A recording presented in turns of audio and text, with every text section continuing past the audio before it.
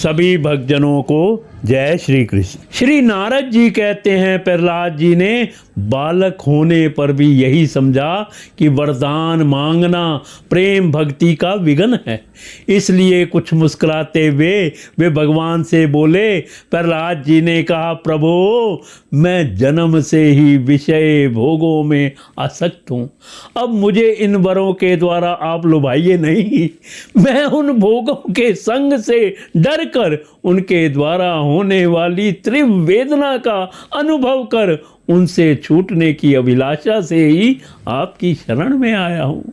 भगवान, मुझ में भक्त के लक्षण हैं ही नहीं, यह जानने के लिए आपने अपने भक्त को वरदान मांगने की ओर प्रेरित किया है। ये विषय भोग हृदय की गांठ को फिर भी मजबूत करने वाले तथा बार बार जन्म मृत्यु के चक्कर में डालने वाले हैं। हे जगत गुरु, परीक्षा के सिवा ऐसा कहने का और कोई कारण नहीं दिखता, क्योंकि आप परम दयालु हैं। अपने भक्त को भोगों में फंसाने वाला वर कैसे दे सकते हैं? आपसे जो सेवक अपनी कामनाएं पूर्ण करना चाहता है वह सेवक नहीं, वह तो लेन देन करने वाला निरा बनिया है। जो स्वामी से अपनी कामनाओं की पूर्ति चाहता है वह सेवक नहीं, और जो सेवक से सेवा कराने के लिए, उसका स्वामी बनने के लिए उसकी कामनाएं पूर्ण करता है वह स्वामी नहीं। मैं आपका निष्काम सेवक हूं प्रभु, और आप मेरे निरपेक्ष स्वामी हैं। जैसे राजा और उसके सेवकों का प्रयोजनवश स्वामी सेवक का संबंध रहता है, वैसा तो मेरा और आपका संबंध है ही नहीं। मेरे वरदानी शिरोमणि स्वामी, यदि आप मुझे मुंह मांगा वर देना ही चाहते हैं तो यह वर दीजिए कि मेरे हृदय में कभी किसी कामना का बीज अंकुरित ही ना हो। हृदय में किसी भी कामना के उदय होते ही इंद्रियां, मन, प्राण, देह, धर्म, धैर्य, बुद्धि, लज्जा, श्री, तेज, स्मृति और सत्य, ये सब के सब नष्ट हो जाते हैं। हे कमल नयन, जिस समय मनुष्य अपने मन में रहने वाली कामनाओं का परित्याग कर देता है, उसी समय वह भगवत स्वरूप को प्राप्त कर लेता है। भगवान, आपको नमस्कार है।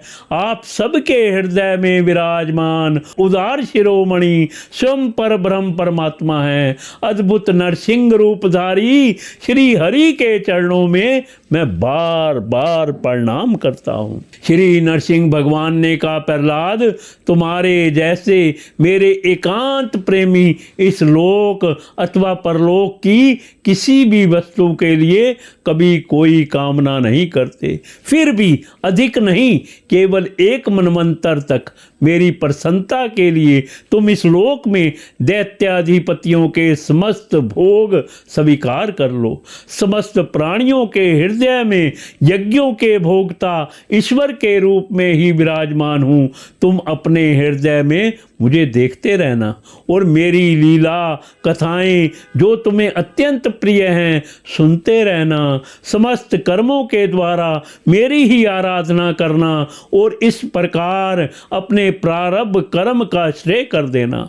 भोग के द्वारा पुण्य कर्मों के फल और निष्काम पुण्य कर्मों के द्वारा पाप का नाश करते हुए समय पर शरीर का त्याग करके समस्त बंधनों से मुक्त होकर तुम मेरे पास आ जाओगे। देवलोक में भी लोग तुम्हारी विशुद्ध कीर्ति का गान करेंगे।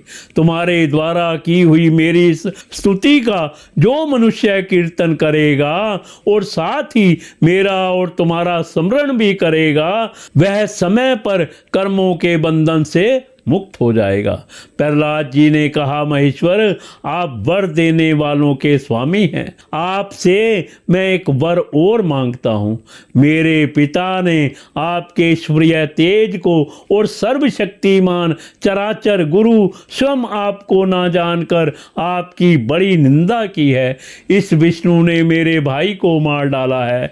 ऐसी मिथ्या दृष्टि रखने के कारण पिताजी क्रोध के वेग को सहन कर करने में असमर्थ हो गए थे, इसी से उन्होंने आपका भक्त होने के कारण मुझसे विद्रोह किया।